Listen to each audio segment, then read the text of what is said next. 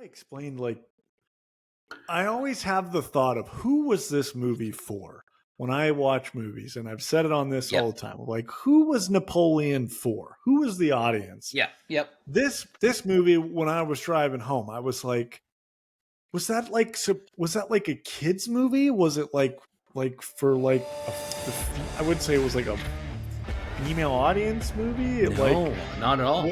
Was it a guy movie? Was it an action movie? Like, what? So when it started, I was like, oh, my wife and her book stuff, like, she would love this. This is cool. And then it just went so crazy. And then I'm like, okay, this is a kid's movie. And then I'm like, okay, this is not a kid's movie.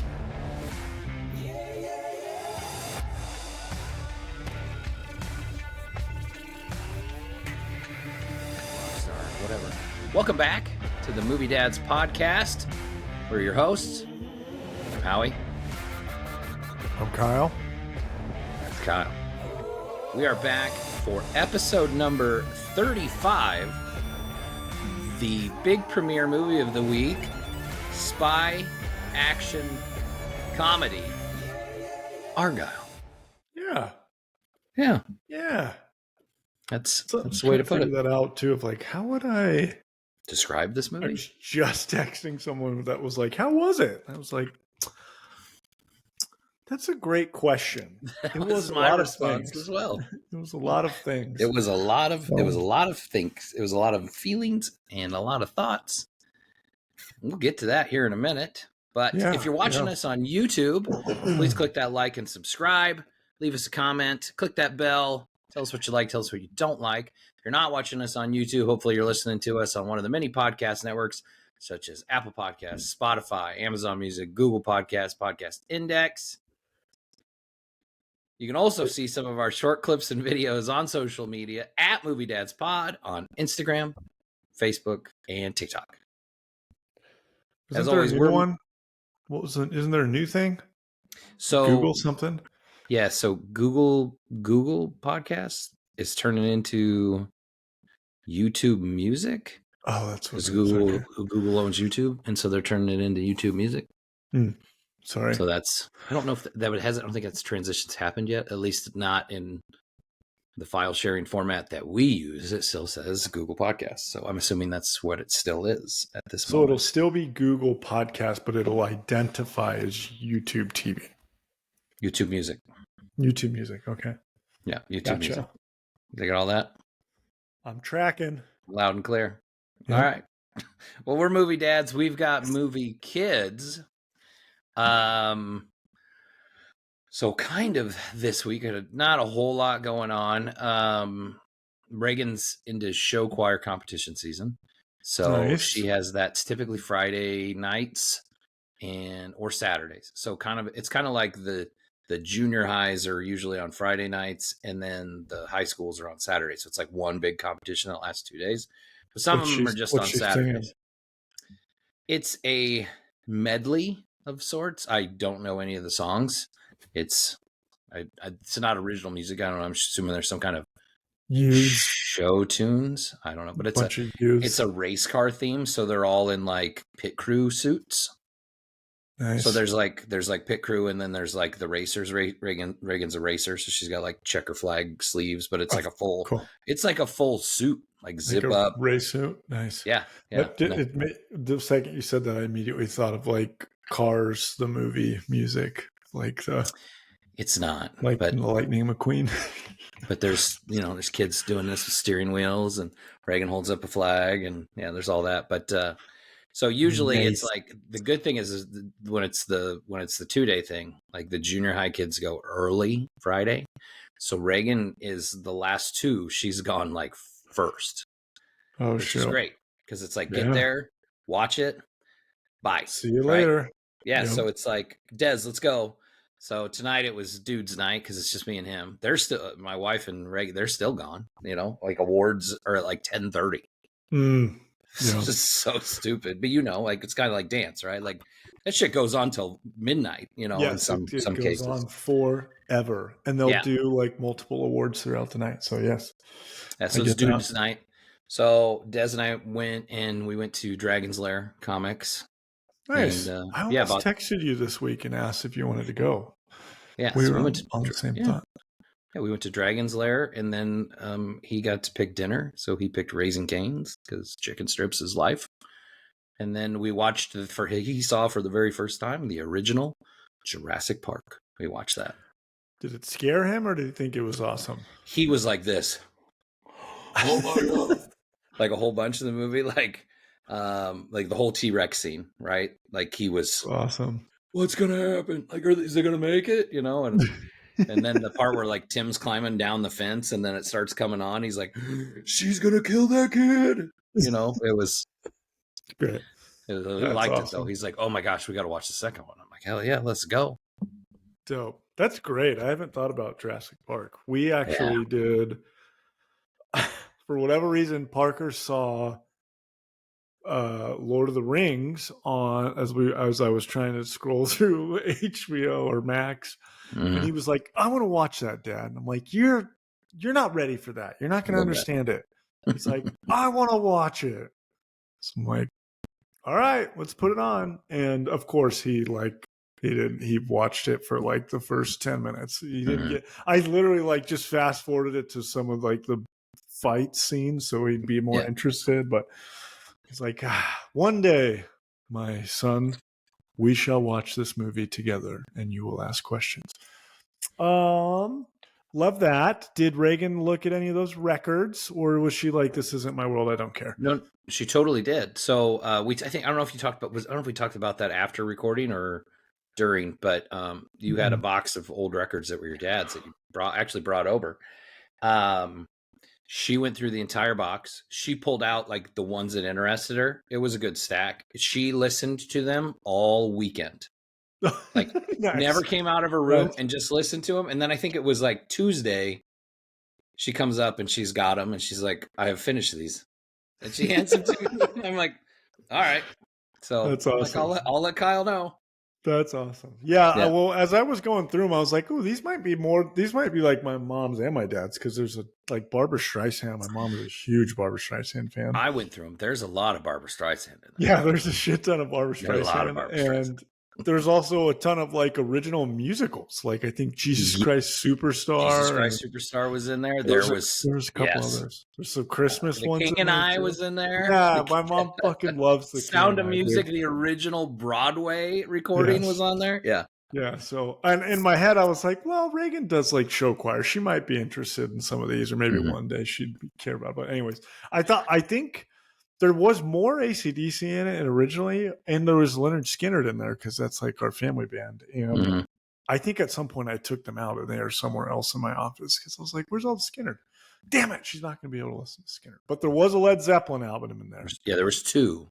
And I tried to put that in a spot that she would see and be like, she passed over the first Led Zeppelin, and then she got to the second one, and I'm like, "You're going to listen to that, right?" And she goes, "Nah, I mean, like, I think it's one of the greatest albums of all time." It was 4, right? So it might be the greatest rock album of all time. And I'm like, no. You're going to listen to this one. Yeah, you're going to love it. When you hear "Babe, I'm Gonna Leave You," it will change your life. The first song's Black Dog, and then like the second one's Rock and Roll. I'm like, just start from the beginning. You're going to be sold, Yeah, that's great. Had she listened to Led Zeppelin before?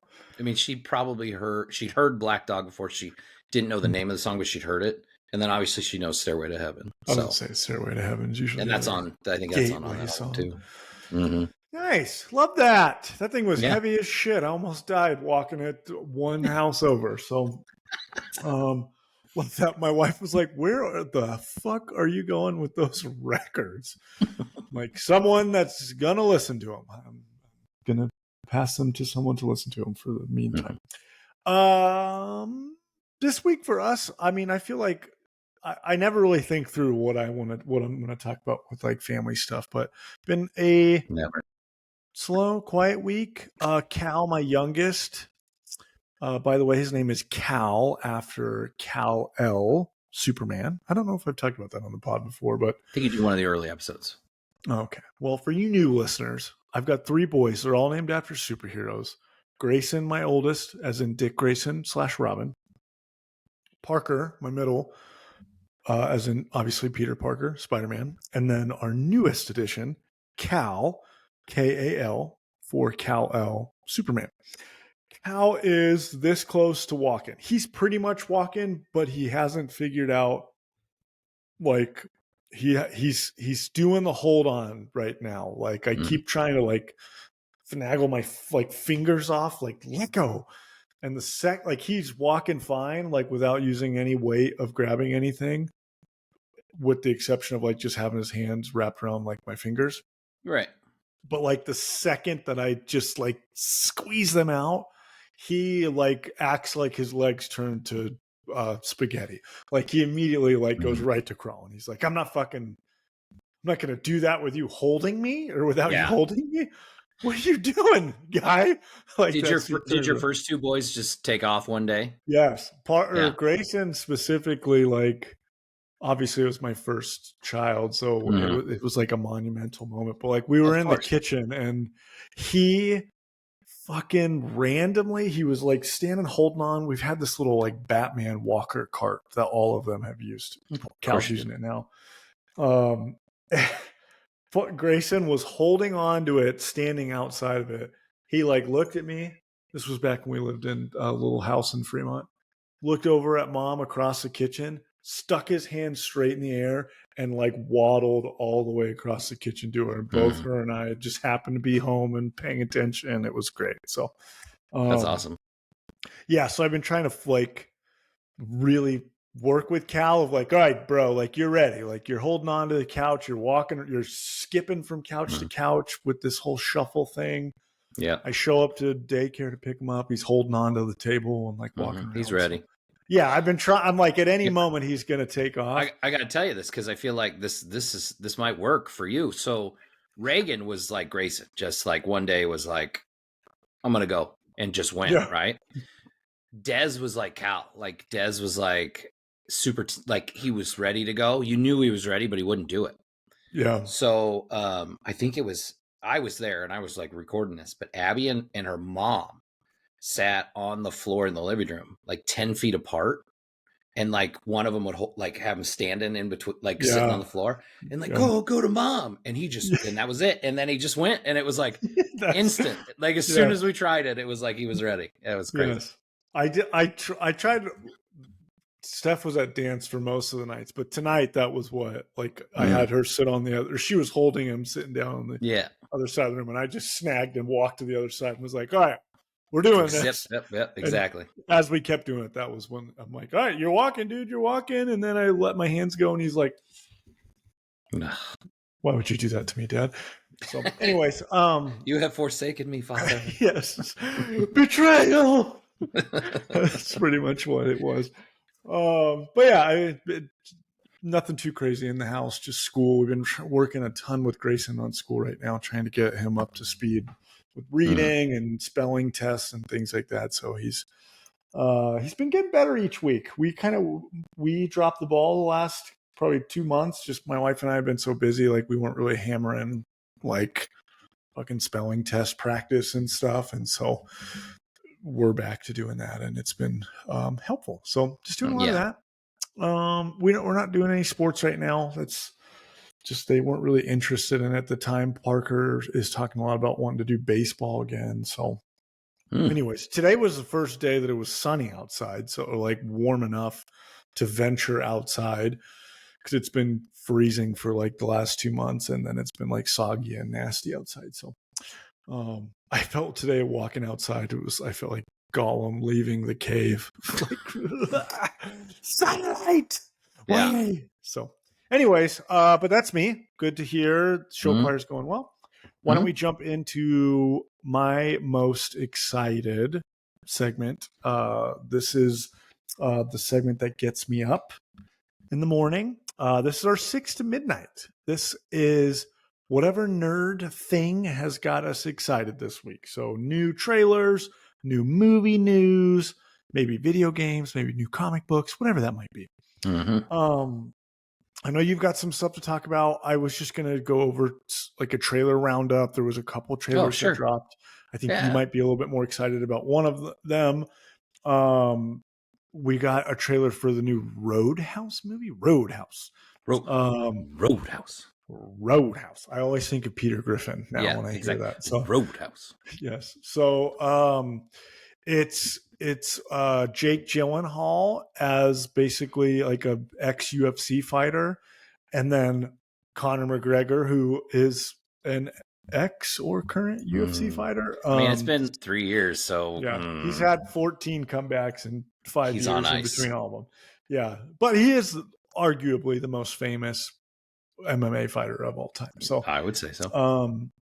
He's the bad guy in it, which I actually think he plays a pretty good bad guy based on the trailer and based on Probably his real no life. acting whatsoever. Yeah. Yeah, he is a real life supervillain. He's a heel. He is the quintessential, like, you either die a hero, like in his come up, everybody loved him. Like, it was amazing what he did. He was like the truth, spitting nothing but wisdom. Everybody wanted him to win. He did. And you either die a hero or you live long enough to see yourself become the villain, because he has definitely done that. But anyways, the movie trailer actually looks interesting. I don't really care for the original movie, but this movie I am excited for. I might be crazy, but I'm almost positive that the like, were we at the UFC event where they filmed this? Or were you at this event when they filmed? Hold up. You don't like Patrick Swayze's Roadhouse? I didn't say I don't like it. I didn't care for. I don't care for it. That's different from me saying I don't like Forrest Gump. That is me just saying I don't care for it. It's not anything that I've gone back and watched more than twice. He kicks a dude's head off at the end. It is a very memorable classic movie, which I am hoping that they're going to give us like at least an homage to it. Maybe Plus, it's like the Jeff Healey band playing in the Roadhouse. Old blind Jeff Healey playing Angel Eyes. We're talking about a new trailer. Okay, go ahead. Sorry. This isn't about what movies Roadhouse. This isn't us talking about my age difference. So,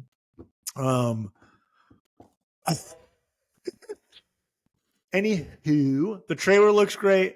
I think we were I'd have to look at this, but I feel like I remember us being at the UFC event that they. I don't think we were. I think we were watching. I think our friend Anthony was there, and I think he sent us. We were like texting about it or something. Yeah, I think so.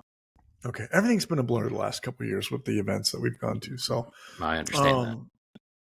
So that looks good. I don't know. I mean, clearly straight to Prime though. Is that what it said? Oh, straight to Prime. I didn't even theatrical release. Straight to Prime.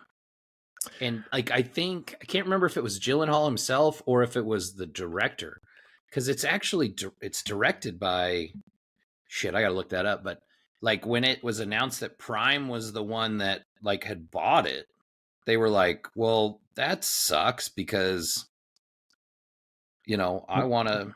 Oh, it's Doug Liman who did I was just looking for it. It's like who did like the Bourne Identity. Yeah. He did Mr. and Mrs. Smith, Edge of Tomorrow, Go.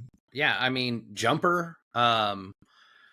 Underrated movie. Yeah, it really was. But he did all those, and when that was announced, I know there was a little bit of people that were like, Prime? Like, you're going to go straight to streaming with this? Whatever. I don't know. I think about that movie.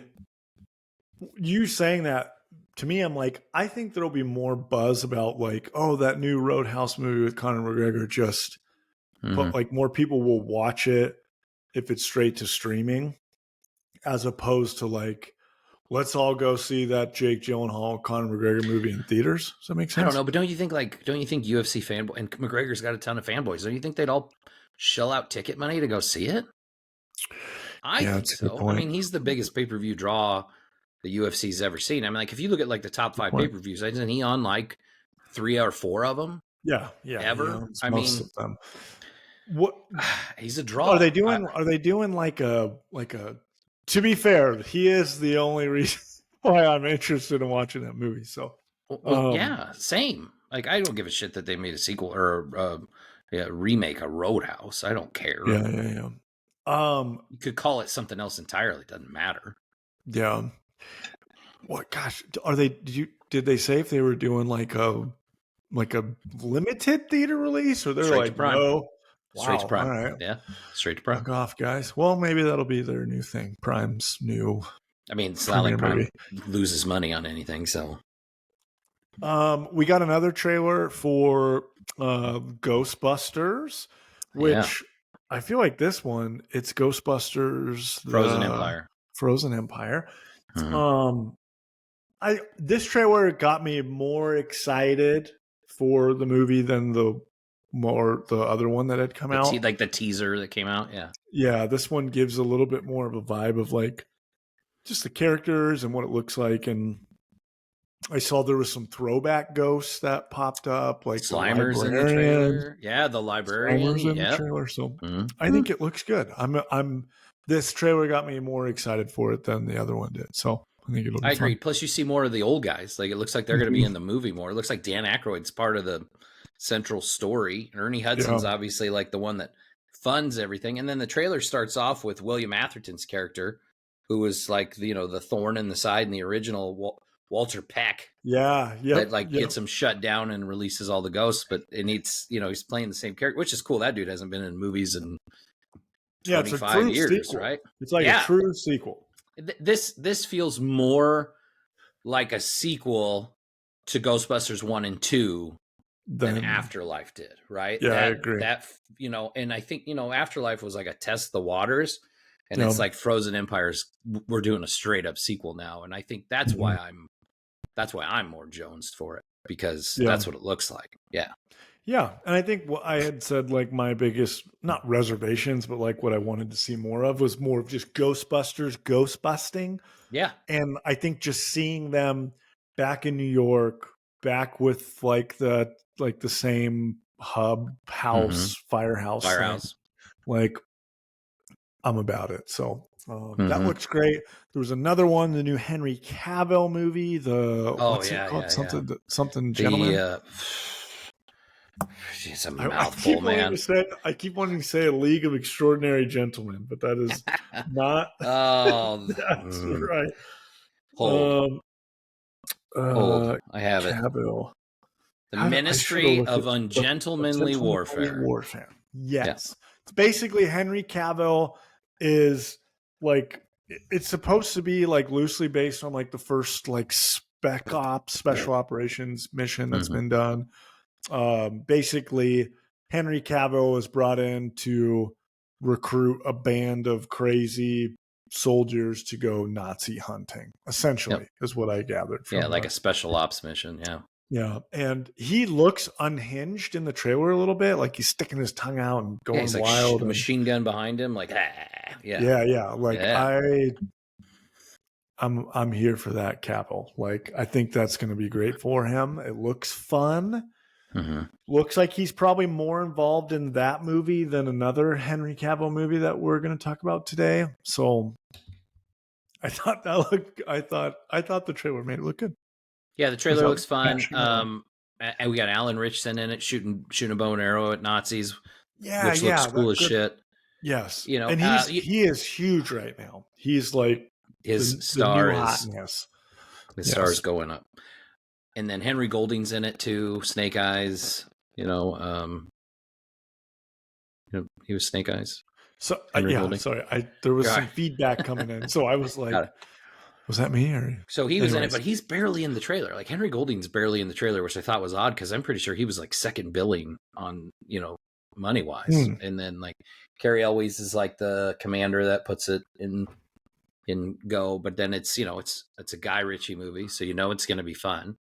He really hasn't really made a bad movie, I don't think. And so it does looks like and then we get a trailer, you get like a Queen song playing, like it's looks like it's going to be a good deal. So I'm with you there. Ever since the movie The Gentleman, I am like, I'm in. Whatever you're going to come out with, I'm going to watch Guy Ritchie. You've seen Snatch, right?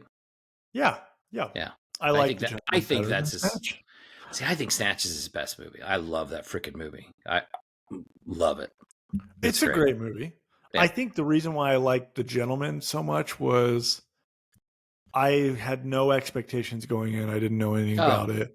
Okay. We rented it at a Redbox when we were driving from California to Omaha or Omaha to California. And it was like, fucking, this movie is badass. McConaughey is this old fucking gangster mafia dude. Like when the rules of the jungle, like when the lion's hungry, he eats. Like, yeah, that's a good movie. Fuck yeah, McConaughey. I'm really into McConaughey more recently because of True Detective going back. So that's cool. To Matthew Vaughn, who did Argylle, right? Mm-hmm. He started out as he was Guy Ritchie's like go-to producer. Like he did his early films like Lock, Stock, and Two Smoking Barrels and Snatch. And then he started doing his own movies. So, that makes sense because they don't feel like the same exact movie, but there are some little nuances that I get. Like, I think Matthew Vaughn's first movie was Layer Cake. Did you ever see Layer Cake with Daniel Craig? No? We're going to have to watch that. That's a fun movie. Sounds great. It's very much like a Guy Ritchie gangster movie with a little more Matthew Vaughn flair to it. And it was the movie that got Daniel Craig James Bond. I was just going to ask, was it pre or post? Because nobody knew who he was, and he's the main character. Nobody knew who he was, and it's basically the movie that, this guy's James Bond. Sign me up. I'm in. It's fun. It's a fun movie. Yeah. Love that. Good. Well, that's awesome. All right, what do you got? Great trailer roundup. So just a couple quick things. So a little follow-up from last week. I talked about the new Masters of the Universe Revolution that came out on Netflix. I finished it since the last episode. It's fantastic. If you grew up any kind of He-Man fan or anything like that, it's amazing. It's so much better than Revelations was. And I know, like I talked about last episode, people had issues with Revelations because it was a lot of He-Man killed off He-Man, and then they focused on Tila, and there was a lot of weird stuff that happened. This is like, it's awesome, and it brings in new lore. Like you get a backstory for Skeletor, which was it's super fucking cool too when you figure it out. And then Hordak's in it. Hordak was like a big bad. It's mostly in She-Ra in the 80s. But he's voiced by Keith David, who's like Goliath, right? Spawn. Yep. Keith David's a badass. There's a new character that has a little bit of royal backstory, and it's voiced by William Shatner, which is super cool. The Shat. Yeah. And that dude's in his 90s, and he's still doing cool shit. Crushing it. There's that. And then like there's a new villain character called Motherboard, and that works for Hordak, and it's voiced by the lady, and I forget her name, that played Evil Lynn in the 80s Dolph Lundgren movie. Oh my gosh. Super cool. Yeah. And this cartoon makes the Dolph Lundgren movie canon because it includes a character from that. And then there's this scene where like it's just so dumb. If you've ever seen that movie, I have seen that movie. It's cheesy, right? But you remember how like when they transport from Earth back to Eternia, they're like in a pink Cadillac. You remember that? And it like transports with them. The Cadillac's in the show. Oh, dope. Like in the background, like you see the Cadillac and you're like, is that the car? It's just one of those things where it's like, if you grew up with that, it's super fucking cool, right? Yeah. So that's it's little things like that make the things that originally were not cool when they came out or not looked at as cool as like, you know what? I love that. I love that they fucking made that canon. 100%. It was super cool. And then we got a poster for the Beetlejuice sequel the other day, which had the release date on it. So it's coming out September 6th. Yep. It's called Beetlejuice, which is probably the best title they could possibly come up with for a sequel. Brilliant. It is so simple, but perfect. Yes. Right. Yep. And then today, and it leaves it open for a third one. Beetlejuice, 100%, which would be, I hope they do. That would be cool. Yeah. Obviously, got to see how this turns out. And then they announced today that they are doing Sonic the Hedgehog 3, and that it comes out at Christmas this year. And nice. Jim Carrey is going to come out. Remember, he said he was done making movies. He retired. He's going to play Dr. Robotnik again. So that was announced today too. He really like leaned into that and that character, and it was good. vintage. It was vintage Jim Carrey, right? Like, he played that like he played like his 90s kind of characters. Yes. Like, you get real like Riddler, Ace Ventura vibes, I think. Yeah, he had a suave, debonair haircut with a freaking mean handlebar mustache. He rocked it. He was a great Dr. Robotnik. It's great casting. I mean, and I still think those are pretty good video game adaptation movies, and the kids love them, right? My kid freaking loves those two movies. So yes, they were way better than I thought, and I'm so glad that they made them basically reanimate the entire first movie, so that remember that was so bad. The animation was awful, and then people came out, and I think it was supposed to be like a November release, and people came out and they were like, "That thing is horrible. It's terrible looking. Like it's like." Remember they made memes of it. Yes, like it was a dying animal and stuff. And the director and the studio came out and they said, "We're delaying this movie for 3 months, and we're going to go fix Sonic the Hedgehog." Yeah, and then they did. They made him look exactly like him. Yeah, it's great. Made him look like how he should, which is great. Yep. So anyway, that was my news for the week. You know, it's funny because there's so many weeks where we have a bunch of stuff like this. There's a bunch of new cool trailers. There's a bunch of new news. And then we have weeks where it's like, there's nothing. Yawn. What's going on? Yeah. You know, yep. So it's good. But yeah, great 6 to midnight. And then that leads us into our big premiere movie of the week, the Matthew Vaughn directed action spy comedy, Argylle. Argylle, directed and produced by Matthew Vaughn, written by Jason Fuchs, distributed by Universal Pictures and Apple Films. Huge cast, right? Bryce Dallas Howard, Sam Rockwell, Henry Cavill, Bryan Cranston, Catherine O'Hara, Sophia Boutella, who's like in everything lately, right? Mm-hmm. We was just talking about her in Rebel Moon. Ariana DeBose, Dua Lipa, John Cena, Samuel L. Jackson, like just a ton of A-listers. And I was looking at this and I was like, man, that's a lot of famous people for a February release. It must have been lower budget. It was not. Oh, no. The estimated budget of this movie is $200 million. That's fucking crazy. Which is crazy that it's not a holiday or summer release with that kind of price tag on. It makes way more sense in terms of the marketing because, like, I don't know if this is a spoiler or not, but like the trailer and a lot of like the build up for this movie feels like it's a Henry Cavill movie. Feels like one thing, and then the movie is not quite what you think it is. Yes. Well, exactly. I'm pretty sure he was top billed too. I think he got paid more than anybody else. So yes, which I mean, technically, like his character was like the driving, like main well, person. He's Argylle.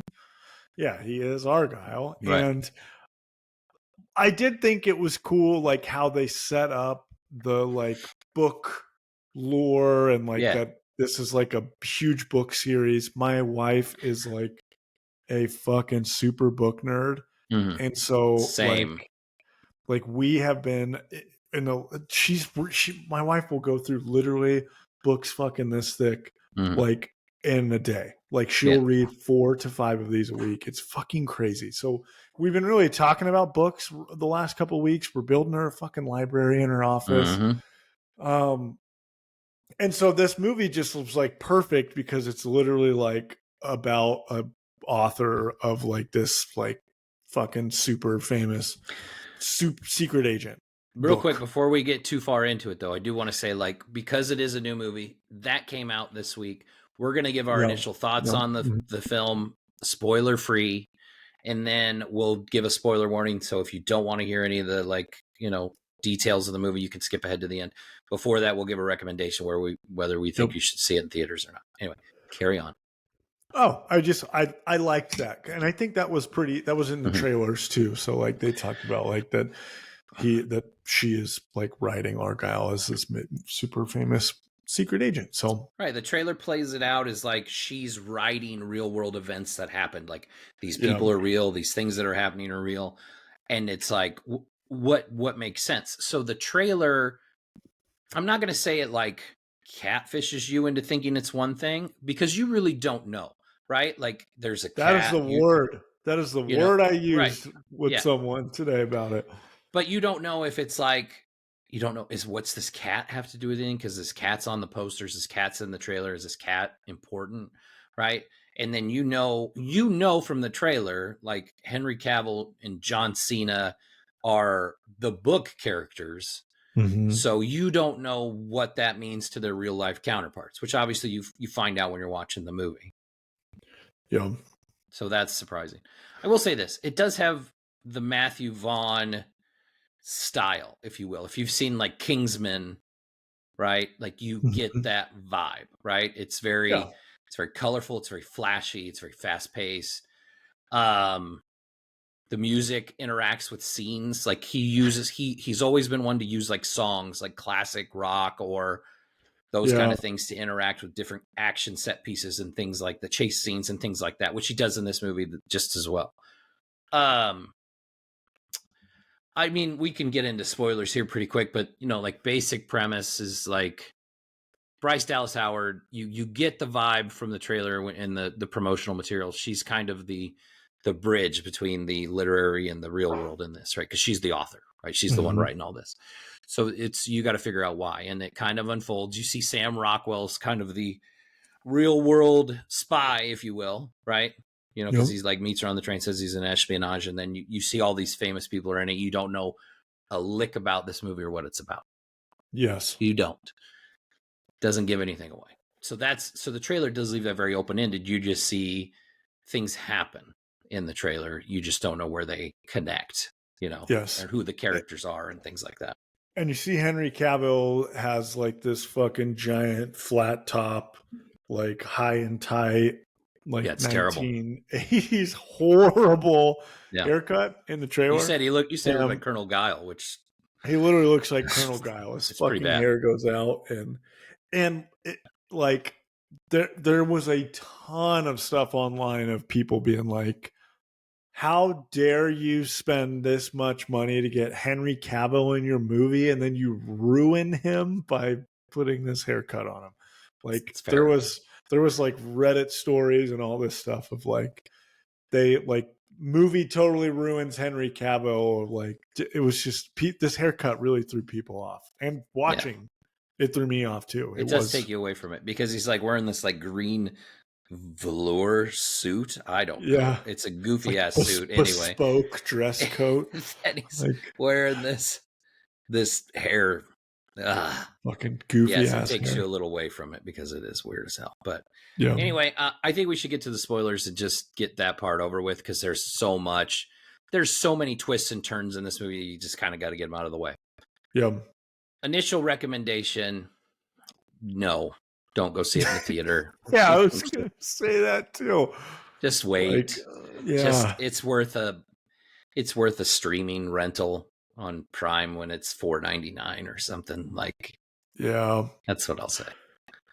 Yeah, but without saying any spoilers, I'm not saying it was a bad movie because it wasn't a bad movie. It wasn't bad, but it's not worth a $12 movie ticket. Will I ever see the movie again? Probably not. If I hadn't seen it, though, I would say, like you said, this is going to be great on streaming when it comes out. When this hits Netflix, it'll be big.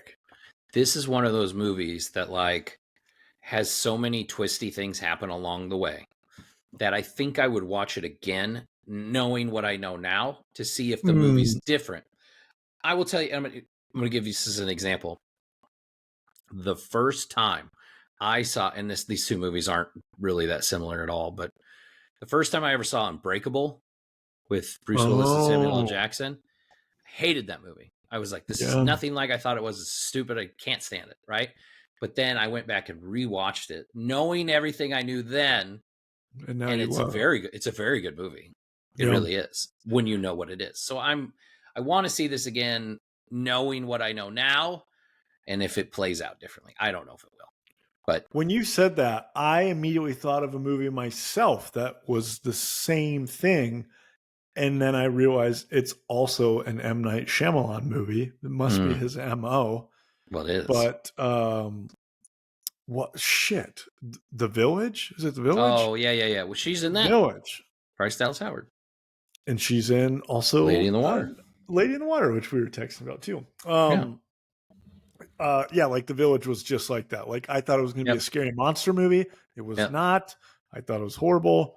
Then knowing what I know now, going back and watching, I actually really like that movie. So, all right. Wait warning. to see it in streaming. Yeah, get out. Yeah, wait till you see the stream. Spoiler warning. Get out. Get. All right. Now that those losers are gone. No, I'm just kidding. Nerds. Boy, lots to unpack with this one because it's like there's a twist here and there's a twist there and this person's this. And I mean, I don't think I can go into every single plot detail of this movie, but basically Bryce Dallas Howard is Argylle, right? She's a spy, had a tragic accident, and then she was like MK Ultra'd into this life as a writer. And she's like writing the things that happened to her before she got almost killed, right? Yeah. And so it's all true. She worked for this government organization that turned out was actually shady deals. So then she turned good, but then she was actually bad. But she was playing both sides, so she was actually good. Yeah. It's exhausting. It was a catfish of a movie. They make you think this is a major Henry Cavill movie, even though in the trailer they clearly say that like he is the character that she's writing this book of. But like if you look at the poster, like Henry Cavill is like front and center and everybody else is like side hustle. Like the trailer, it's all focused on him. They don't really focus much on John Cena in the trailers, which I thought was kind of weird or interesting, that there wasn't a lot of marketing towards like this Henry Cavill and John Cena in that much. He's not in it that much less. So like there was not a lot of Henry Cavill in this movie. Like there just wasn't. Which when you said how much the budget was for it, it's crazy to me that that's how much was the budget for a movie that was Bryce Dallas Howard and Sam Rockwell were the main characters. They're the main characters for sure. I like both of them a lot, actually. Yep. But like I do too. That high of a blockbuster movie, that's like summer blockbuster type numbers, like dollars. That's a lot of dollars. And that's interesting to me that's what they did for them to be the two main characters. I think, but like I said at the beginning, though, he's front and center on the poster, but I'm pretty sure he got paid the most because he's top billing on the poster. Like his name's listed first, then her name, then Sam Rockwell, then it's like Bryan Cranston, Catherine O'Hara, which is right because if you think about it, like the rest of the characters are in the entire movie, but they all have very small scenes scattered throughout, right? All of them. Like Henry Cavill's in the opening scene, which you see in the trailers. Yeah. And then he pops up here and there. Yeah. Yeah, he's like he will like they did a cool job in some scenes where like Sam Rockwell's like fighting a guy and it'll like randomly it'll actually be Henry Cavill and it'll flash right back to being Sam Rockwell, which I thought was cool. The one thing I thought that they did that was really cool and interesting was the real world of like the lure of this famous book character and book series. Like when she was doing like her book signing thing, because at this point there's been 4 Argylle books that have come out and she is just finishing or is like 1 chapter away from finishing the 5th book that's about to come out. But when she was doing her like book press thing, like I thought it was cool. There was like action figures of like the 3 main characters. like there's a theme with the Argylle like coloring and stuff. Yep. I thought that was cool. I didn't think that it didn't cross my mind until like fucking right when it happened that like, oh, she's not writing, like there isn't some weird magical conspiracy of where the book world is happening because of her writing. There's a Will Ferrell movie that's actually a thing, and it's a fucking great movie. I can't think of the name of it right now. Is it like Beyond Fiction or something like that? It is Beyond Fiction, and that is a fucking good movie. Hmm. I thought it was going to be more like Beyond Fiction, where we were getting yeah. like she was writing this. I didn't think like, well, she actually has amnesia because she got bamboozled by the agency and they mind controlled her, and she actually is Argylle, and that's it. Like I thought that was like an interesting twist. It made sense to me when it happened. But I thought there was something cool about her writing Henry Cavill's fucking badass Argylle character into doing things. Agreed. I just wanted that to happen. But anyways, it was a long movie too. It was way longer than I thought. It was super long. It was like we got out of the movie and I was like, it's like over 2 hours. What the fuck was that? Yeah. Yeah, they had way more in it than needed to be. Yeah. I also think, I don't know if you stayed for the post-trailer credit. It was literally like 2 seconds in. Yep. I think we're getting movies of the actual books was kind of the vibe that I got. I don't know. So it was that was like a young version of Argylle, right? Yep. Being recruited by the Kingsmen. Oh, that's what that was. Okay, I didn't pick up on that at all. That's okay. So, that makes way more sense. So it's like a Matthew Vaughn shared universe kind of thing. And according to Matthew Vaughn, he did an interview in October when like first trailer came out or something, and he said this is the first part of a trilogy, which I don't think is going to happen. Yeah, I agree. It's not making its money back. I don't see. Unless, I was the only one. I mean, it was Friday at like 1:00, but I was the only person in the theater. I went opening Thursday night at 7:15, and there was 10 people.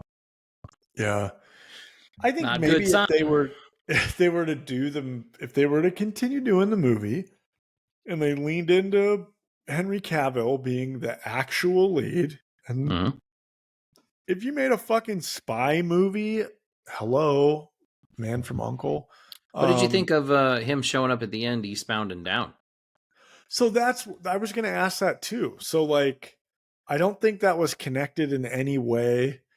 That was super confusing. Like all of a sudden at the end, Henry Cavill shows up at her final book signing. And at this point, we've met all the characters. We know who is Argylle. Like we know who are the actual secret agent people, blah, blah, blah. And then Henry Cavill, like eastbound and down, mullet, trailer trash with like a hick country accent. I seriously thought it was Danny McBride when they just showed the back of him. I thought it was like, is this eastbound and down or what? Yes. So he stands up to ask her like a question about the book, but it felt like he was like trying to like allude that he was Argylle. Yeah, I don't know. But he didn't have the haircut and he didn't have the accent and he looked weird. I didn't know like idea. And she looked like she had seen a ghost of like, holy shit, like you're Argylle. Because that's the way she sees him. Nobody else sees him like that except her. So of course she's like, what the fuck? That's Argylle. And yeah. So I like, so that paired with then the post-credit scene. Yeah. Because it literally said, like, it showed a picture of like book 1 movie coming soon. And so to me, I read that as like, okay, so we're going to get an actual movie of like the Argylle book, which again, when we're talking about if they were to do a trilogy of this, the only way that I could see this as something interesting is if they actually did a movie about Henry Cavill, Argylle, and a spy movie. Like, if that makes sense. I don't know. So Again, I wasn't like I don't know. There's so many like I don't know. I don't know what this was. I don't know what that was. Like yeah. Well, I think just with them showing that him at the bar doing that gentleman thing, that might be. Maybe I'm wrong. Sorry, I didn't mean to cut you off. No. You might be. I don't know. No, you're not cutting me off. I mean, we're all over the place because this movie's all over the place, right? Like, all over the place. I'm not going into details. Like we've covered the basic gist of it. Bryan Cranston's the leader of the evil organization, but he's also plays her dad because he brainwashed her into thinking it was her dad, but it's not really her dad.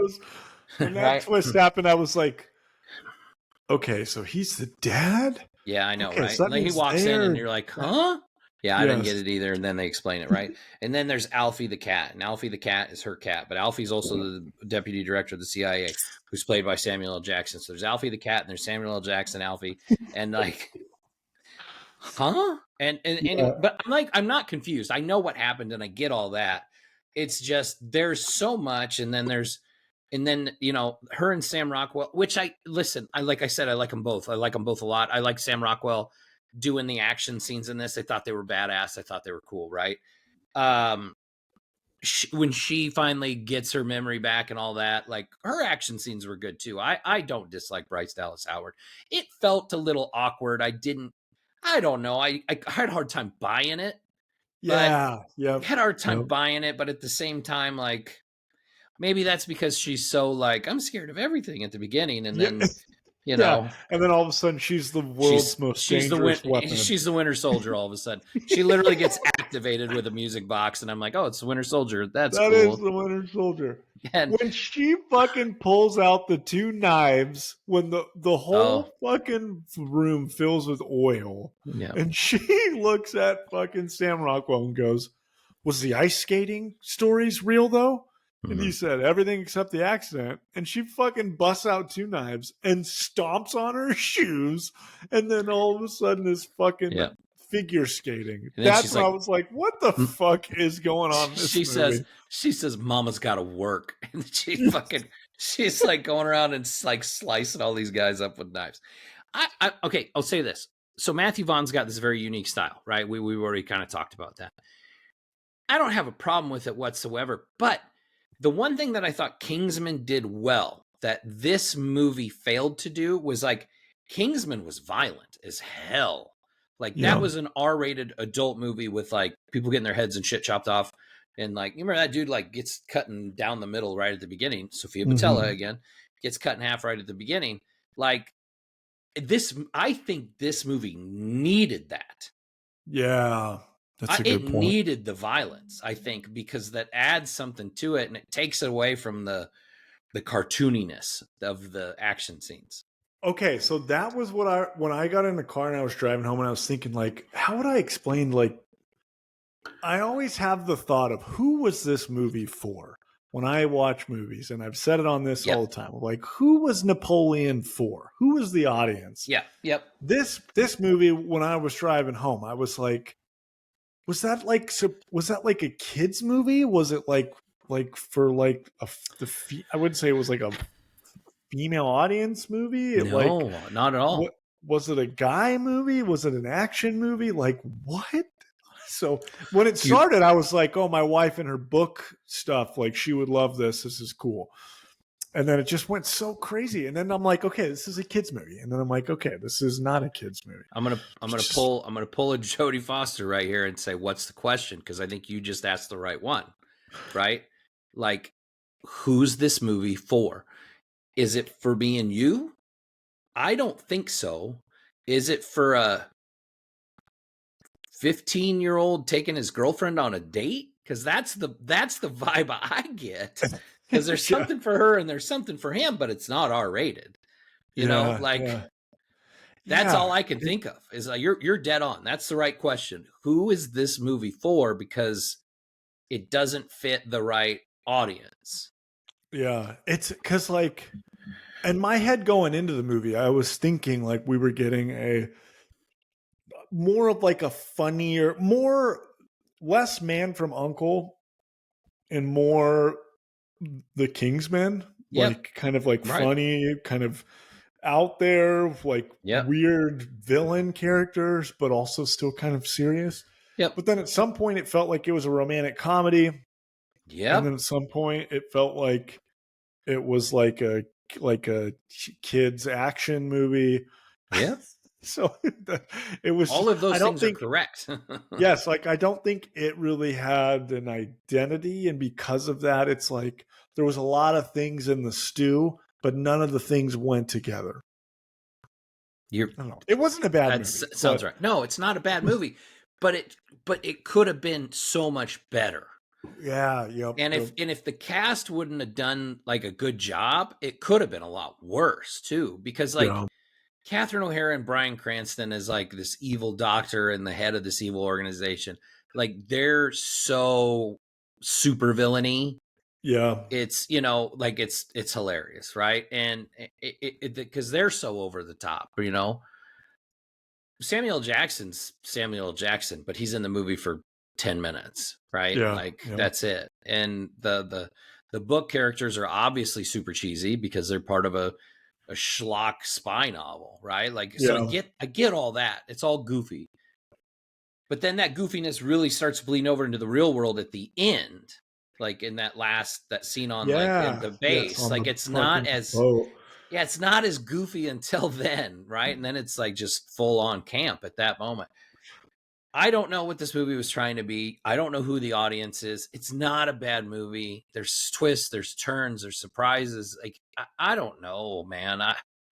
It's all over the place. Again, I want to watch it again just because I don't know how I really would feel about it after a second viewing.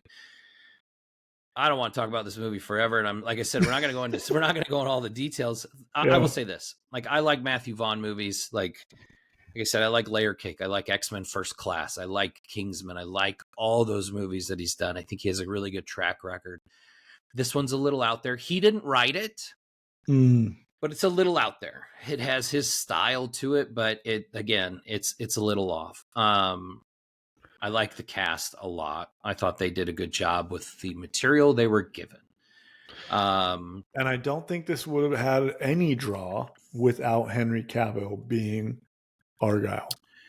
If that makes sense. I mean, I guess. And they waste a lot of people too because they're barely in it. And I'm sure they didn't have to pay him as much because they're barely in it. I don't know, man. Like it's 5.5.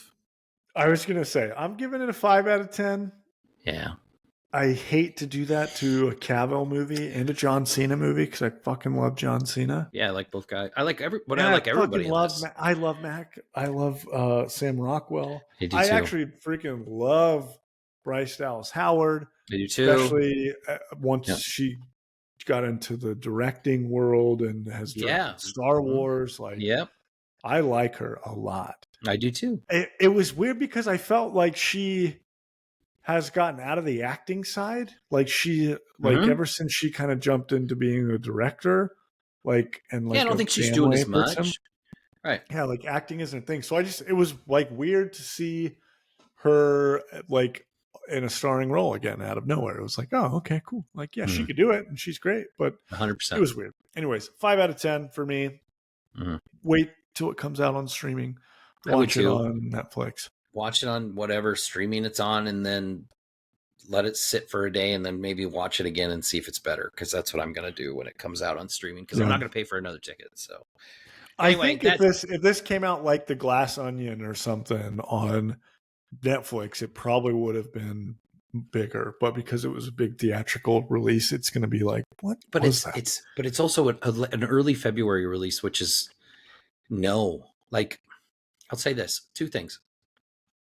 January is typically the dumping ground for movie studios. Like if they know they have a movie and they need to dump it, it's usually January, early February, right? Because usually holiday movies are still going, right? Like the big movies that come out at Christmas time they still roll into, January. Think about Avatar or, Spider-Man No Way Home. Those are Christmas movies that rolled. Wonka's rolling right now. Right? Like it's still in the top 3 or whatever. Now, January was surprising because like that Beekeeper movie with Jason Statham's actually doing extremely well. And the reviews are really good, which I haven't seen it yet, but I think I need to because of that. And then we got the Mean Girls musical came out, which is doing really well too. And we know who that audience is. And the reviews for that are good. Those are both January releases. Surprise. Then we get this. I don't know. I feel like a $200 million studio movie directed by the guy that did Kingsman and X-Men First Class with Henry Cavill and Sam Rockwell and Bryce Dallas Howard, Bryan Cranston, all these people. The first weekend in February says to me that they didn't think it was very good and they dumped it. Yeah. That's the feeling I get. Because I don't know why you don't release this in April and try to hope you maybe can get your money back. Or even a late summer, like an August release. Like it's going to be a big flop. I don't know. Commercially. I think so too. It's going to lose a lot of money. Because I think, a $200 million budgeted movie has to make what? At least $450 to get its money back with marketing and everything. Yeah. So it's got to make almost $500 million just to make it, which is not. Yeah, it's not going to do that. Anyway, all right. Wait for the recommendation. Move on from there. Argylle. That takes us into my favorite segment. There can be only 5. Only 5. Well, this week we are there. Well, I know. I love it. I decided to do a little on brand top 5 spy movies, which I like a good spy movie. I like a good spy genre. There's spy comedies. There's so much. It's a ton of spy movies, right? Like you could do top 5 James Bond movies, and those are all spy movies, right? I was struggling so much with this list because of there's a lot of movies in a specific franchise, and it's like I didn't want to lean any one direction. So I agree. So I have a couple ties on here because I wanted to include more movies, and sometimes it's our lists, we make our rules, right? Yeah. So I had at number 5, I had True Lies with Arnold Schwarzenegger and Jamie Lee Curtis. It's a James Cameron movie. It's an action comedy spy movie. It's super funny. It's like that. Man, Arnold's great in it. Like his delivery, he's always been really good with his comedic timing, like Twins, right? The Kindergarten Cop. True Lies is probably one of my favorite Arnold comedic performances. It's such a good movie. It is such a good movie. Love True Lies. Yeah, and if you remember, and I haven't seen it in so long, but do you remember Tom Arnold in that movie? Tom Arnold was he's hilarious. He's the man in the chair. Yeah, right? he's the sidekick. He's the man in the van, I guess, in the movie. There's so many iconic scenes from that movie, memorable scenes, sure. Him riding the horse through on the elevator through the thing. Jamie Lee Curtis doing the dance thing. Right, because it was everybody was like, "What? Holy is that? shit! Holy Jamie Lee Curtis, secretly hot." Yeah, true. I think that really threw a lot of people off. It did. Then there's the Harrier jet that they end up standing on top of. There's so many. The skiing, the spy skiing scene. There's so many.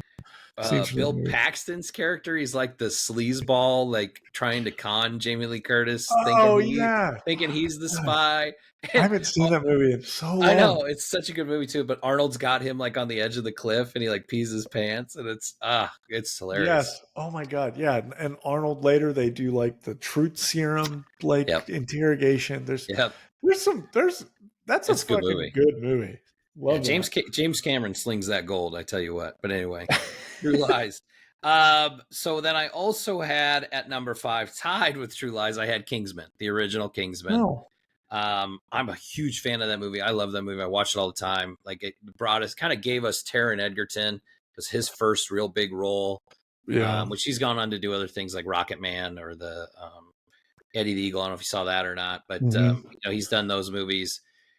It's the Matthew Vaughn style that Argylle needed to have, where it's it incorporates the action with the comedy, but it was also super violent. And it worked out well. Yeah. Also worked out really well. It's super good cast in that too.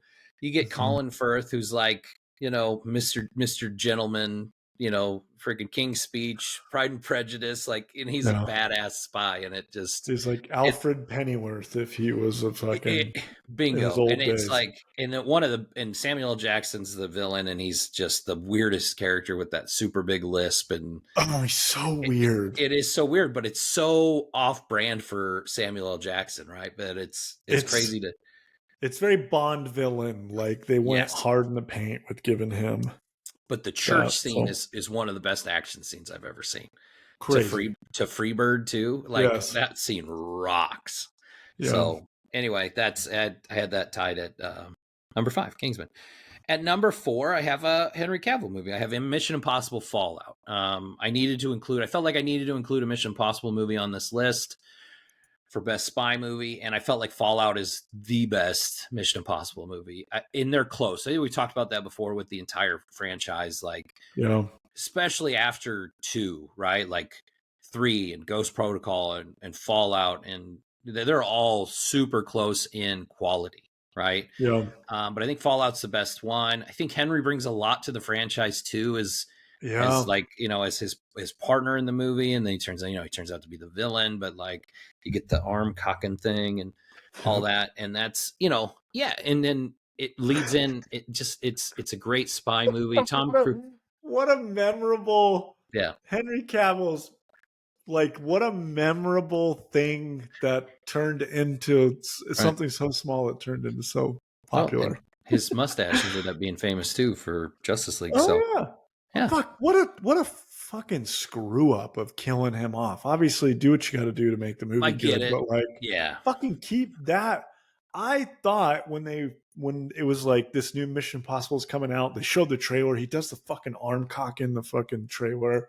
You're like, this dude looks like a badass.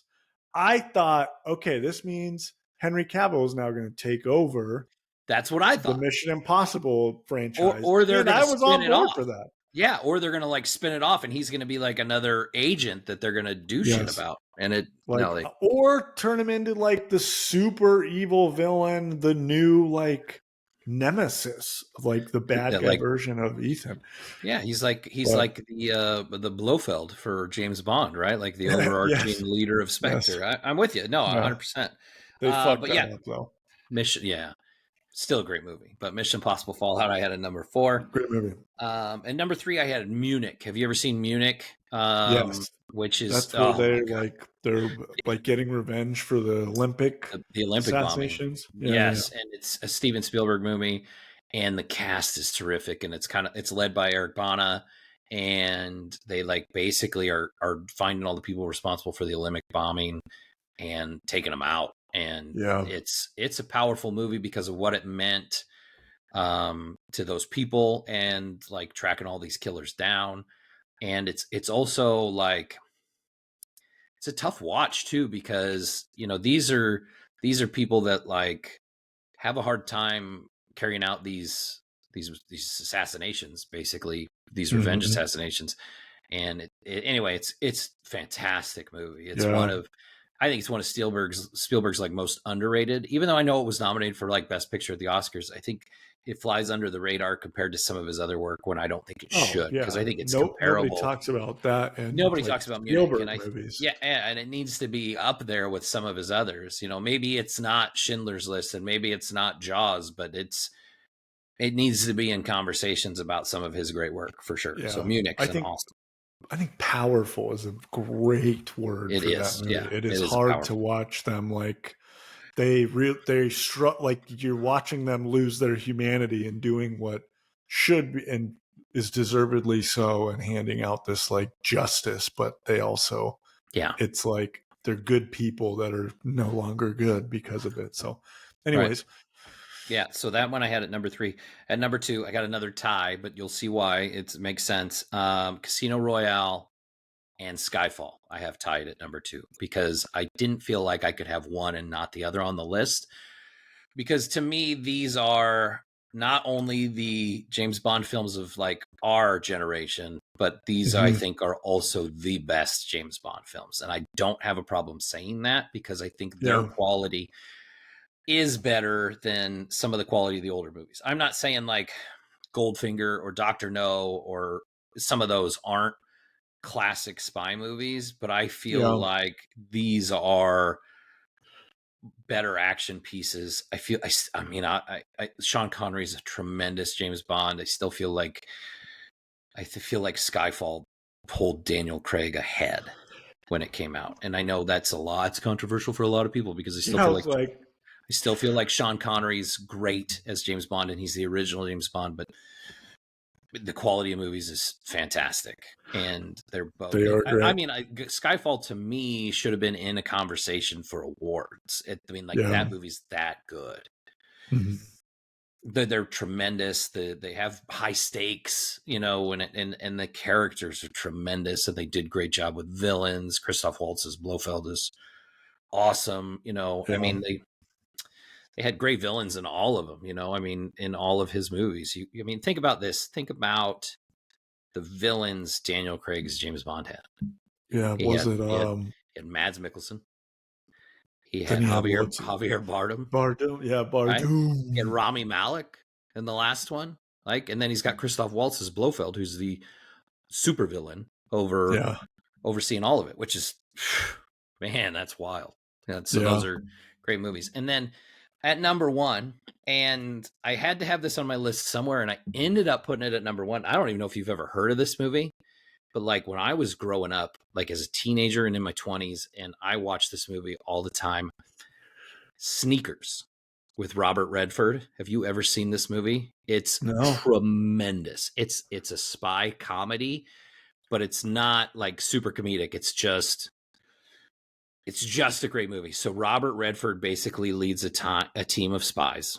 Okay. And it's not super high scale, CIA espionage, but there's some of that in there, but he leads a team. This is the team. Okay. It's him. It's Robert Redford, Sidney Poitier. Okay. David Strathairn, Dan Aykroyd, and River Phoenix. Oh, before he died. River Phoenix. And he's awesome in it. And it's great. It's a tremendous movie. It's, there's a lot of little fun quirks and spy things that go on, and it's very 90s, but at the same time, it's a lot of fun. It's one of those movies that it's another one maybe we should do an episode on sometime, because I think you'll really like it. It's a tremendous movie. Anyway. Okay. I wrote it down here on my notes. Sneakers, Robert Redford. Need to check it out. Love that. That's my top 5 spy movies. So look at you. Have at you. Have at you. Okay. So my top 5 spy movies. There was so many spy movies that this was a fucking hard list to pick. Right.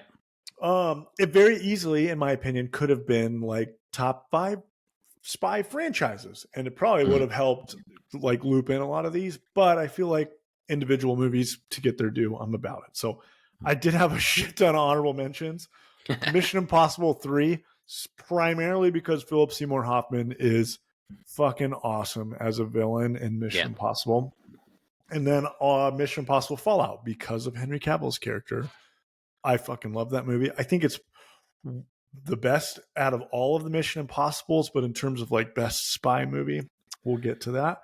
All and then I had both Daniel Craig, or not all of them, but Casino Royale and Skyfall as honorable mentions. Okay, my top 5. Number 5, the true 007, From Russia with Love. This is the most classic. In my opinion, this is peak classic original James Bond. Sean Connery's James Bond is fucking awesome. They actually made a video game of this movie that ended up being really good. But it's James Bond. He's in Russia. He's got a love interest. Ends up finding out that they are plotting an assassination against him. It's fucking awesome. It's older, but it's a fucking all-time classic. It's a great spy movie. Check it out. Number 4, and I really fought hard on potentially having this higher on the list. It kind of pained me to have it this low. Austin Powers, The Spy Who Shagged Me. I have as my number 4. Again, this is one that I think all of the movies could have been, all of the Austin Powers movies could have been like lumped into one. I picked The Spy Who Shagged Me because I feel like the first one was really good. This one was like a phenomena. And because of it was so successful, then when Goldmember came out, like everyone was in it. Everyone wanted to see it. There was cool cameos with Tom Cruise in it. But Austin Powers, The Spy Who Shagged Me has so many memorable one-liners. It's literally a movie about a spy. Like Austin Powers is the international man of mystery. He's a spy. And though it's a funny, goofy movie, it is a spy movie in my opinion. And it is for sure. Fucking I awesome. agree. So yeah, that's a yeah. classic, man. It was hard not to have on my list at least one Austin Powers movie. But I had I had like 7 movies on my top 5. So yes, there was a list of 20 out. total movies. Yes, it was a tough one. This was one of the lists that I was like, oh, we probably could have done a top 10 list and still been like, it's tough to get them all in. Yep. Okay, number 3. When I was doing this list, I was kind of ranking in like childhood memories of like epicness in terms of spy movies, if that makes sense. I had GoldenEye number 3 as spy movie. 007 GoldenEye. It's just Pierce Brosnan 007.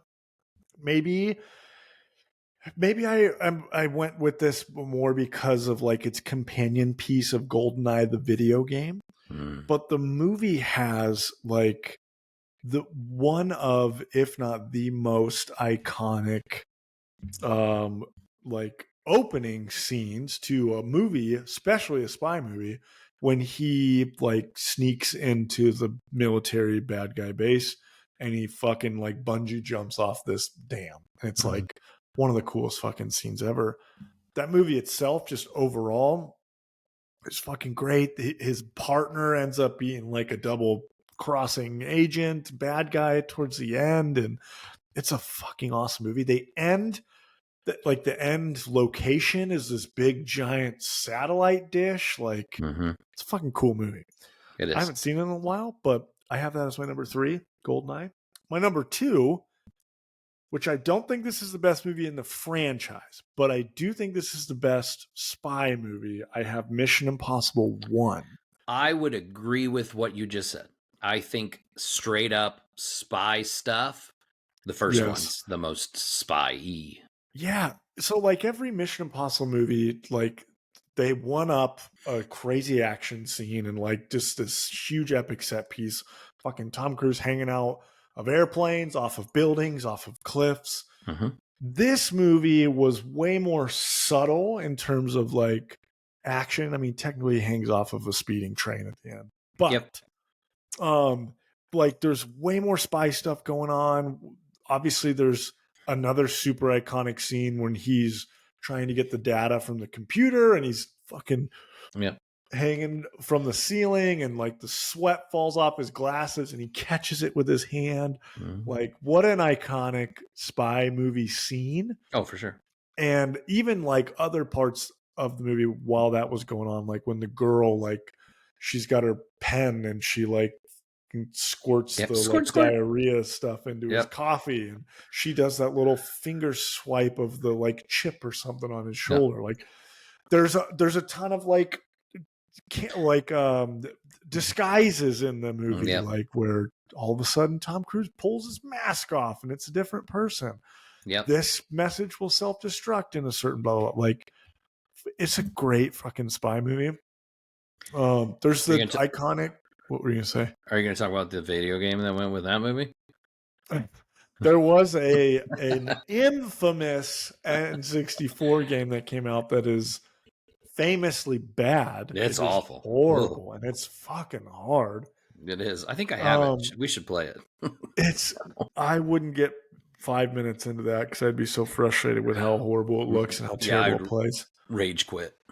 They did come out with a more modern and recent. I mean, at this point, it's been a while, like 10 plus years, but they did a newer Mission Impossible video game that actually was really good. But their other iconic scene from this movie was the aquarium that breaks, the bubble gum, the two-sided bubble gum. There's like, a ton, man. There's so much cool stuff in that movie. So I think that's also what James Bond does cool, is all the gadgets and all the secret fucking spy tech stuff. So GoldenEye and Mission Impossible 1 did that. My number one spy movie of all time, True Lies. Nice. Yes. True Lies is such a fucking badass spy movie. That's awesome. Arnold is, I think, like, when you're talking about someone who's found their groove, Arnold, he hit on every freaking thing in this movie. Like, his comedic timing was perfect, but he was also a badass action dude. He does a great job of, like, obviously his wife thinks that he's like the world's most boring man. Yep. And it's like, how can you be married to this mountain of a statue and think that? And he just does a great job. He like tricks her into, like, he brings her into the spy world, trying to trick her into it so he can spice up their life a little bit, but it ends up actually bringing her into the spy world. All the stuff we talked about earlier, the scenes are cool. The memorable, like, Uzi flipping down the stairs, like she like drops the gun and it ends up shooting everybody, and like it's such a funny movie. It is, but it's like a classic 90s action comedy. It was a movie that, like, how did it never get a sequel? Dude, it's so good.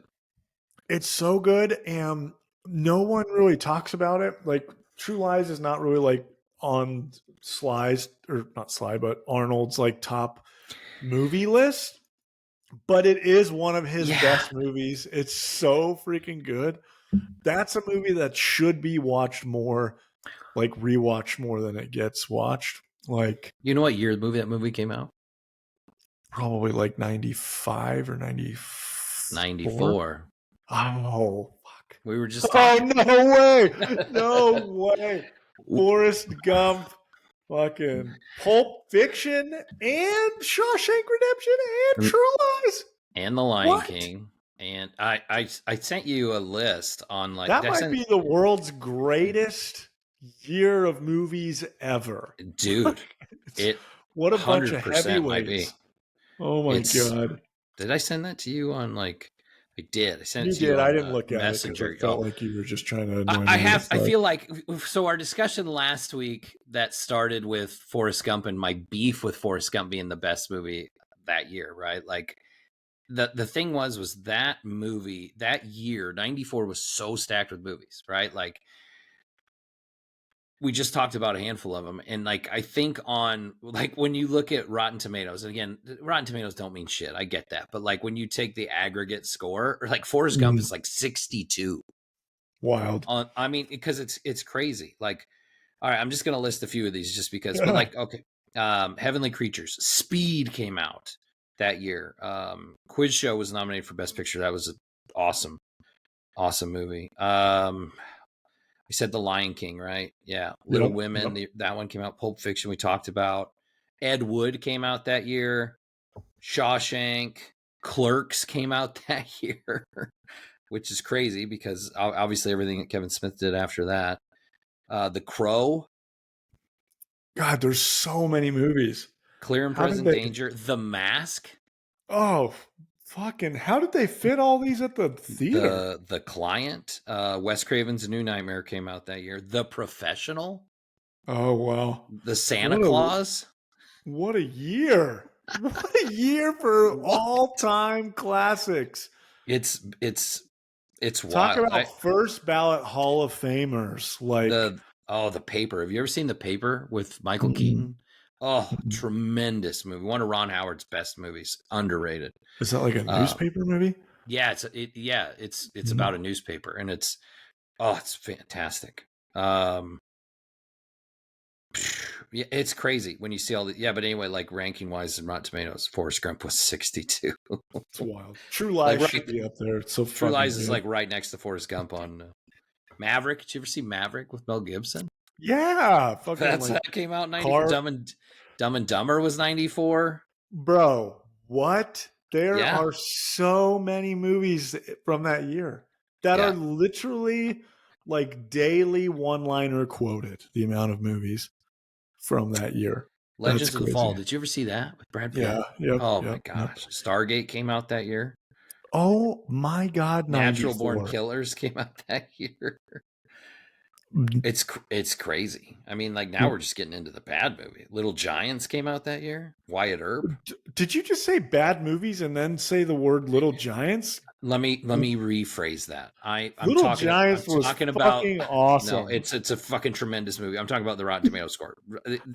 I'm talking like I'm on the lower end of the list now. Yeah, it's dude. Crazy All of year. those movies are literally like some of like my childhood memories. I did not know they all came out in the same year. I feel like what did we 1994 do is in '95? Like, was there nothing going on? Yeah, how do you follow that? Keep watching movies from '94? 1994 is the greatest year of all-time classic movies of all time. At least, or maybe we're speaking to our age, because like our generation, those are very classic movies. Absolutely. But anyways, love that. I know you were at the end of your list and we started going on about 94, but I just got a text from my wife. So my daughter's show choir, they got first place. Oh, dope. Nice. Yeah. That's cool. Yeah. No big deal. NBD. NBD. All those first place. All those records she's been singing too over the weekend. It's got to be it. But yeah, Jesus Christ Superstar. You're welcome. It's a Barbara Streisand. She's been singing Mantle. Funny Girl is a fucking great movie. I wouldn't know. You shush. Okay. That was a movie that I bonded with my mom over, so it's a great cool, Barbara Streisand movie. Barbara Streisand was okay. Anyways, some of those album covers were not album covers, but anal bum covers. So yeah, she was. You wouldn't know it because, like, I know her from like Meet the Fockers or whatever, whichever fucking movie it was, like old big old schnoz Barbara Streisand. Yeah, but man, you look up Barbara Streisand in the movie Funny Girl. We're just talking about Jamie Lee Curtis and True Lies. Like that's pre-Activia, so she's Hey, we're talking about our spiritual awakening. So, okay, top 5. My list this week. Originally, I was going to do top 5 Henry Cavill, and then as we were watching the movie, I'm like, why do we jump this over to Sam Rockwell? So, he literally texted me during the movie. He's like, top 5 Henry Cavill movies. And I was like, he hasn't seen it yet. And then like halfway through the movie, you're like, top 5 Sam Rockwell movies. And I'm like, there we go. That's good. That's good. All right. This feels like a Sam Rockwell day. Okay. So top 5 movies with Sam Rockwell in it.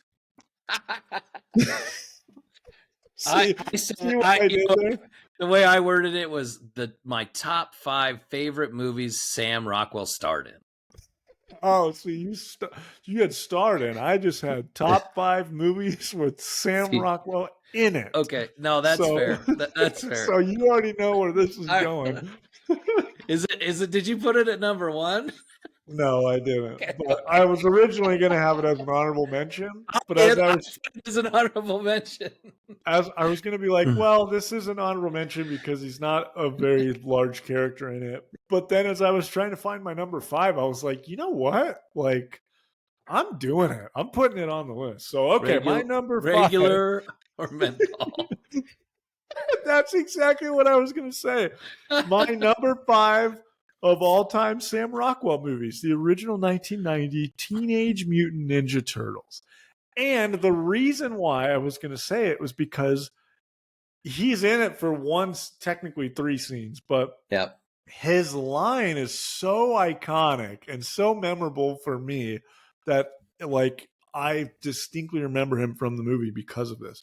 Regular or menthol. He's holding 2 giant cartons of You got any cigarettes. cigarettes? Yeah. What a fucking classic. That's Yep. what put him on the map, baby. That's it. Yeah, Sam Rockwell. He was in Ninja Turtles. He was the cigarettes guy. Okay, number 4, I've got The Green Mile. Sam Rockwell he's technically like the main bad guy in the movie. He's the villain character. He's in the prison. He's like this white trash hillbilly. You end up finding at the end, spoiler for Green Mile, that he actually was the one that killed the girls, and it wasn't John Coffey. Did you spoil a 25-year-old movie? Yes. So he plays a great villain. Wild Bill. He is just Sam Rockwell is a really good villain. I did actually have an honorable mention now that I'm talking. I totally forgot to mention. My honorable mention that's not on my top 5 list is The Hitchhiker's Guide to the Galaxy. He is in that movie as the president.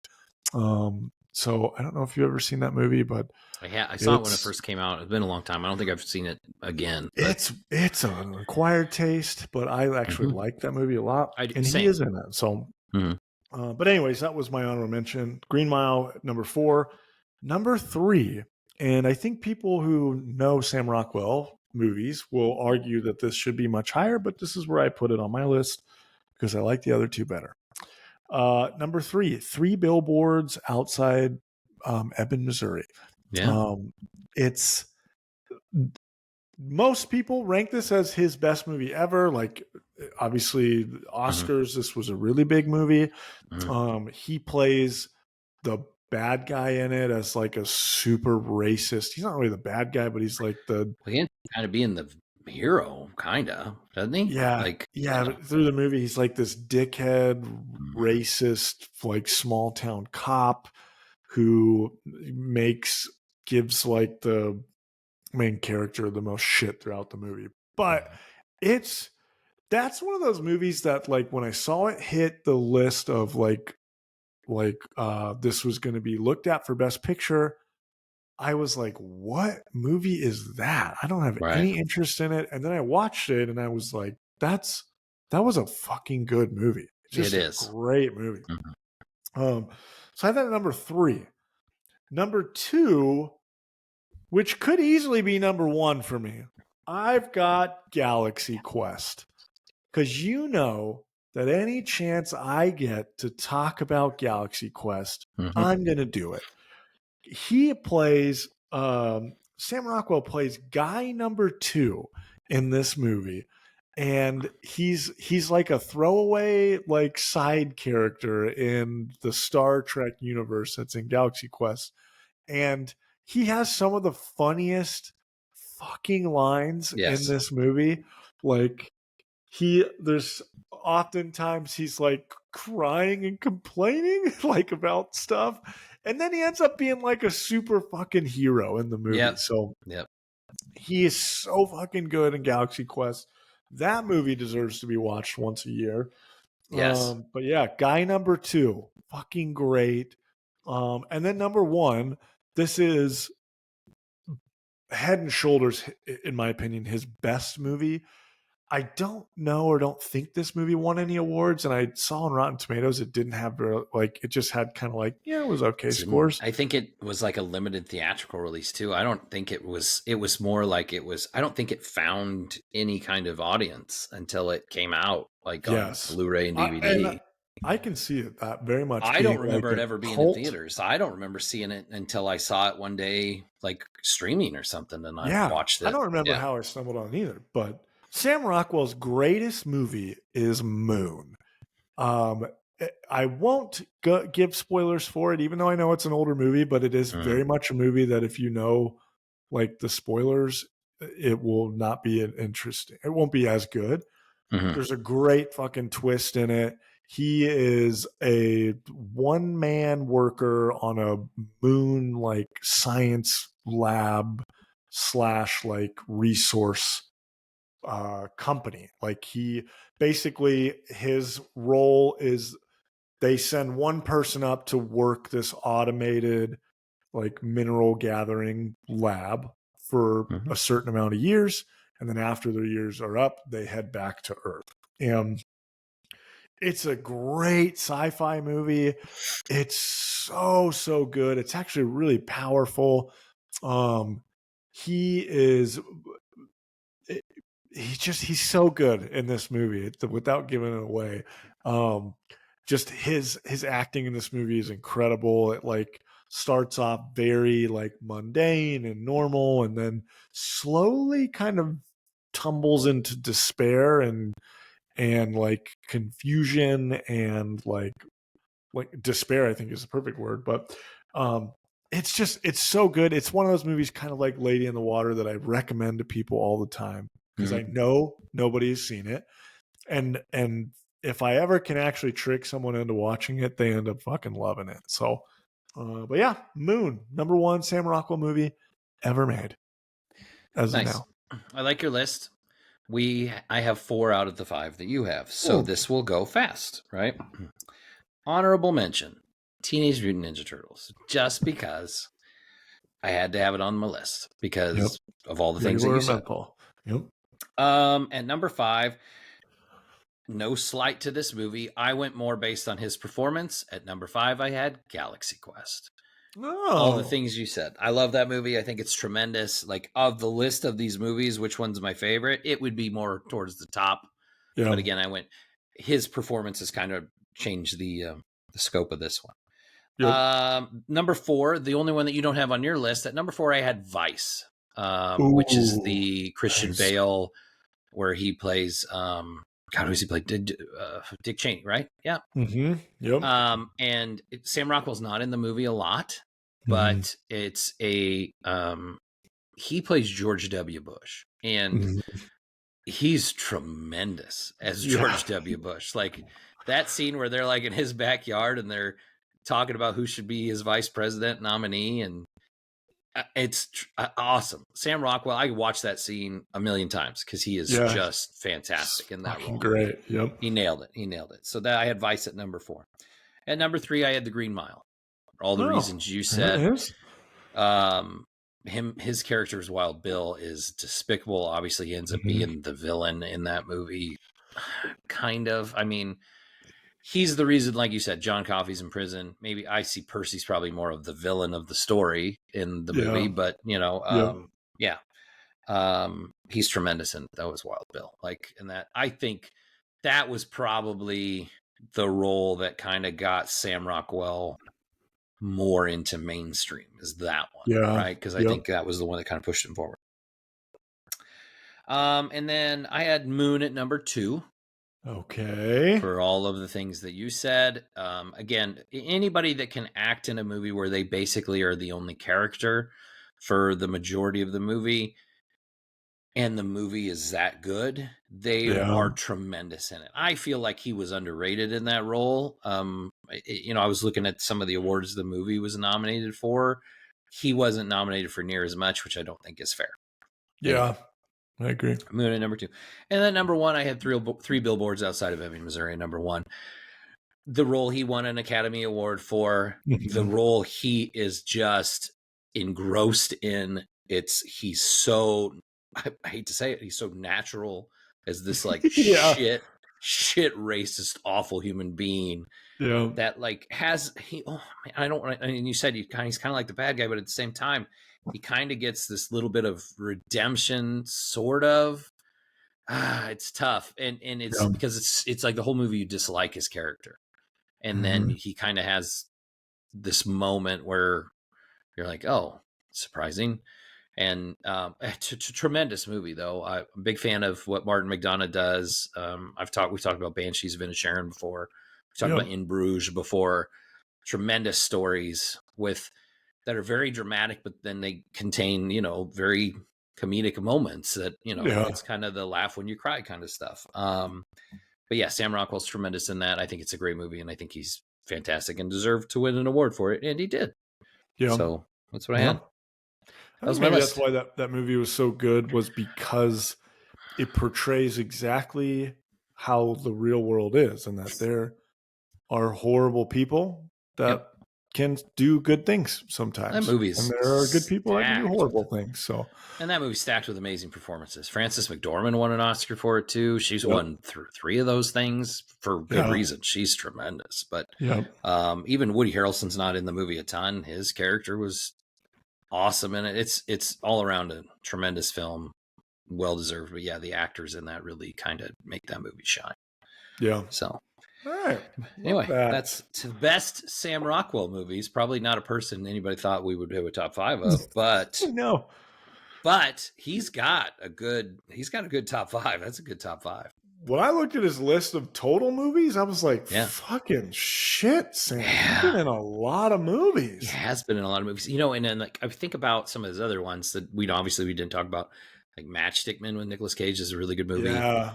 He's great in Iron Man 2, even though that movie's not the best, but he's great as Hammer. He's Justin Hammer. Yeah. And he's reprised that role a couple times, like on What If, the Disney Plus show.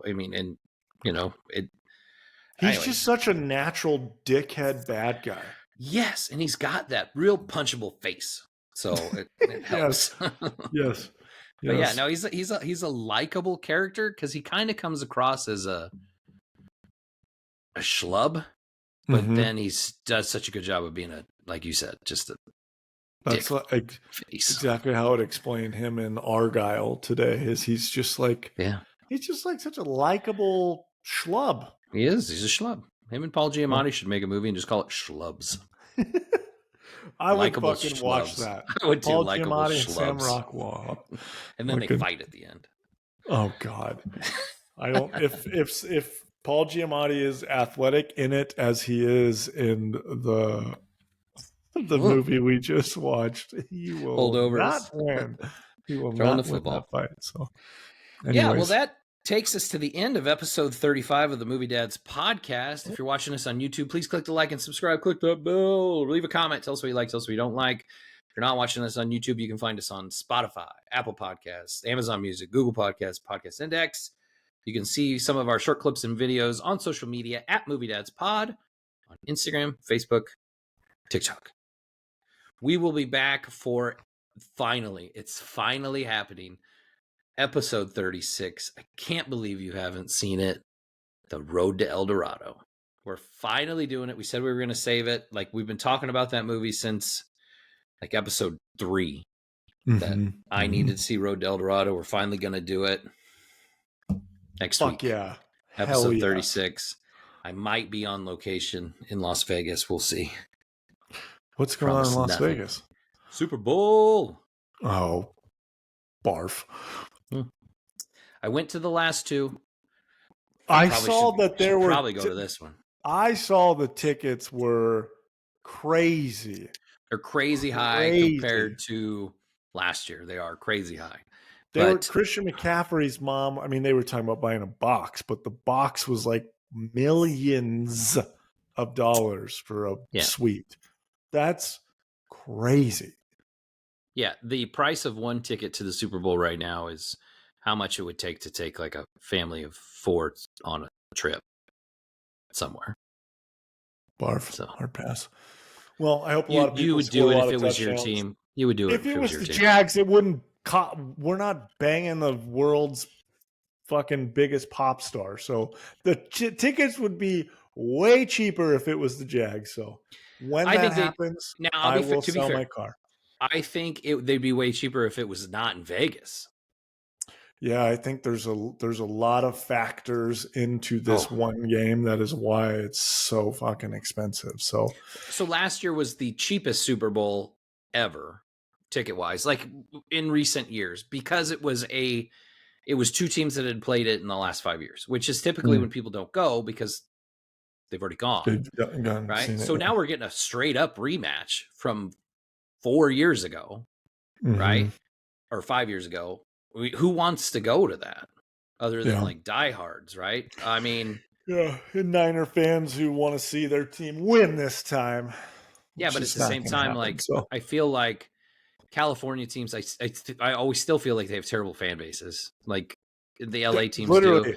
Bro, literally, like it's funny because I always complain about the Chiefs fan base. Yeah, I know. because a lot of them are recently now fans. Yeah. Other than you've been there for a long ass time. I get it. You're good. I know. Yeah, we talk about blah, blah, blah.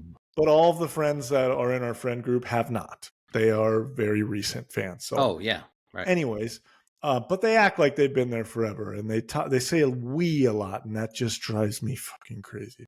But the only other fan base that is exactly like that are fucking 49er fans. Like, so I grew up in Sacramento, so those were people by me.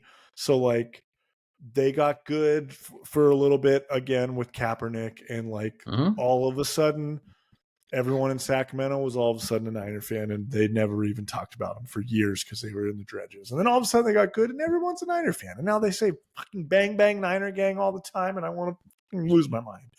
So I want a bomb to fall in the stadium. Well, we should probably cut that out of the video, but I put $1,000 down on the Chiefs because they are going to. They're somehow the underdogs. 1,000 when the NFL is 100% going to make them win. Yes, $1,000 on an underdog. That's an easy win. I'm going to triple my money.